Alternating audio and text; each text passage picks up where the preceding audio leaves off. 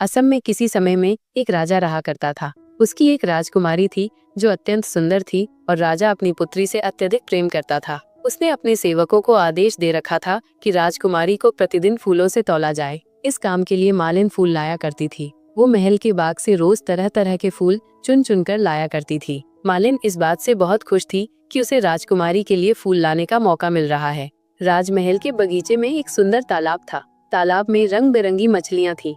एक दिन मालिन जब अपने पति माली के साथ तालाब पर गई तो उसने उसमें सालुक के फूल उगे देखे। ये फूल बड़े बड़े सफेद, गुलाबी और पीले रंग के थे। सालुक का फूल कमल के फूल की ही प्रजाति है जिसमें खुशबू नहीं होती और इसकी सब्जी बनती है। उन फूलों में एक बहुत ही बड़ा फूल भी था जिसकी सुंदरता से मालिन अभिभूत हो गई और उसने सोचा कि इस फूल को तोड़ लिया जाए तो इसकी बहुत ही स्वादिष्ट सब्जी बन सकती है।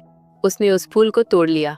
माली ने जब घर आकर अपनी कटारी से फूल को काटना चाहा ताकि सब्जी बन सके तो उसमें से एक आवाज आई, आरे आरे कटबे बेबूरा हमा है कि सालुक कुंवर गैंडरू राजा। मुझे मत काटो, मैं सालुक कुंवर हूँ और इस फूल के अंदर ही बैठा हुआ हूँ। मुझे काटना है तो किनारों से काटो ताकि मैं बाहर आ सकूं। आवाज सुनकर माली डर गया, पर मालिन ने बड़ी सावधानी से फूल की एक एक पत्ती अलग करनी शुरू कर दी। पत्तियों के अलग होते ही उसमें से एक प्यारा सा सुंदर बालक बाहर निकला। निसंतान माली व मालिन उसे ईश्वर का उपहार मानकर बेटे की तरह उसकी परवरिश करने लगे। समय बीतने के साथ सालुक कुंवर एक सुंदर नौजवान में बदल गया। उधर राजकुमारी भी एक सुंदर युवती बन चुकी थी। मालिन अभी भी राजकुमारी के तौलने के लिए महल में फूल लेकर जाती थी। राजकुमारी की सुंदरता के बारे से सालुक जितना सुनता, उससे मिलने की चाह उसके अंदर उतनी बलवती होती जाती। एक बार जब मालिन ने फूल एकत्र किए तो सालुक ने बिना धागे की एक माला तैयार की और चुपचाप जूही के फूलों की वो माला उस ढेर में रख दी। मालिन क्रोधित हो उठी और उसने वो माला ले जाने से इनकार कर दिया तो सालुक ने उससे विनती की वो इसे ले जाए।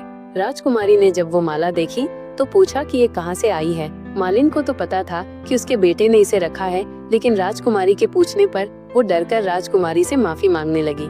पर राजकुमारी तो माला देख बहुत खुश हो गई थी। जब उसे सच का पता चला तो उसने कहा कि वो सालुक कुंवर से मिलना चाहती है। सालुक कुंवर का रूप देख राजकुमारी समझ गई कि ये कोई साधारण इंसान नहीं है। उससे मिलने पर राजकुमारी को उससे प्यार हो गया और उन्होंने विवाह करने का निश्चय किया। उन्होंने गंधर्व विवाह कर लिया। इस समय किसी को बताना उचित न लगने के कारण उन दोनों ने अलग अलग रहने का फैसला किया। सालुक कुंवर सबके सो जाने के बाद रात को मोर पर चढ़कर राजकुमारी से मिलने महल आने लगा। वो अपने मोर से कहता, मेरे प्यारे मयूर, जल्दी से मुझे राजकुमारी के पास पहुंचा दे। सालुक की माँ उसे वहां आते न देख ले, इसलिए राजकुमारी कहती, उरु उरु बेसी मंजूसा माए देखा पावेगा। ओ मोर, जल्दी से उड़कर आओ ताकि माँ न देख पाए। राजमहल के बाहर हाथ में भाले लिए प्रहरी खड़े रहते थे। राजकुमारी गाना गाती, फिरा फिरा सोनिया मोरा बाला में भंसाबेगा। मेरे प्यारे सालुक कुंवर, जल्दी आ जाओ वरना भालों से तुम्हें छलनी कर दिया जाएगा। इसी तरह वे काफी समय तक मिलते रहे, लेकिन एक दिन सालुक को प्रहरियों ने देख लिया और उसे भालों से बींध दिया गया। राजकुमारी की लाख कोशिशों के बावजूद वो बच न सका। तब राजा को पता चला कि वह उसकी लाडली बेटी का पति था।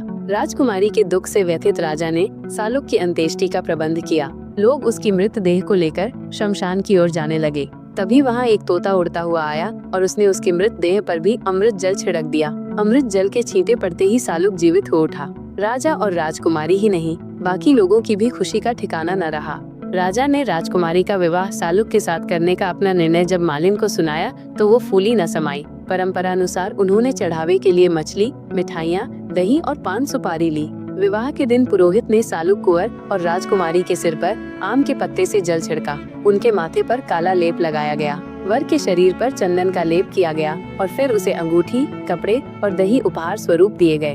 फिर आम की लड़की की आग जलाई गई और सालुक कुंवर ने आग में चावल, घी और फूल समर्पित किए। पुजारी ने मंत्रों का उच्चारण किया और इस तरह उनका विवाह संपन्न हो गया। विवाह के बाद राजा ने सालुक को दरबार में एक महत्वपूर्ण पद दे दिया। राज दरबार के कई लोग उससे द्वेष रखने लगे। एक माली के बेटे को अपने बराबर सम्मान पाते देख उन्हें बहुत बुरा लगा और वे उसके खिलाफ षड्यंत्र रचने लगे। एक दिन राजा ने अपने सारे संबंधियों को शिकार पर चलने के लिए कहा, पर सालुक कुंवर को यह सोचकर आमंत्रित नहीं किया कि वो तो शिकार करना जानता ही न होगा। राज दरबारियों ने भी राजा के कान भरे कि एक माली के बेटे में राजसी गुण कहाँ से आ सकते हैं। राजकुमारी व सालुक दोनों ही इस बात से बहुत आहत हुए, पर कुंवर ने राजकुमारी को समझाते हुए कहा, परेशान मत हो, मैं ही सबसे ज्यादा शिकार करके लौटूंगा। राजा ने नहीं बुलाया तो क्या, शिकार पर तो मैं जा ही सकता हूँ। जो लोग सालुक को छोड़कर जंगल में चले गए वे एक चिड़िया भी नहीं मार सके, लेकिन सालुक बहुत एकाग्रता से शिकार करने में जुट गया और उसने हिरणों का शिकार किया। वह ऐसा सबसे छिपकर कर रहा था। शिकार करने के बाद उसने एक साधु का वेश धारण किया और एक पेड़ के नीचे बैठ गया। राजा के कुछ संबंधियों ने जब एक साधु को तपस्या में लीन बैठे देखा तो वे उसके पास अपना भविष्य जानने की इच्छा से जुट गए। सालुक कुंवर ने उन सभी को एक एक मृत हिरण दिया और साथ ही उन लोगों की पीठ पर गरम चिलम से एक निशान बना दिया। उसके बाद वो साधु का वेश त्याग अपने असली रूप में उनसे जा मिला। सभी उसे देख मुंह बनाने लगे, जैसे उसका आना उन्हें अखर रहा हो। कुछ देर बाद जब सब भोजन करने बैठे तो उन्होंने सालुक को पानी लेने भेजा। वो जिस तालाब से पानी लेने गया था उस पर एक डायन का अधिकार था।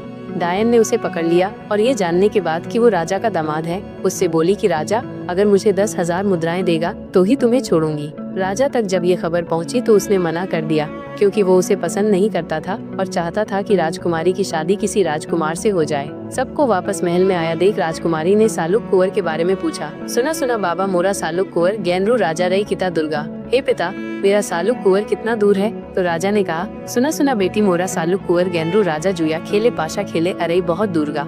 हे मेरी बेटी, वो तो मजे से बैठा जुआ खेल रहा है और अभी तो वो बहुत दूर है, उसे आने में समय लगेगा।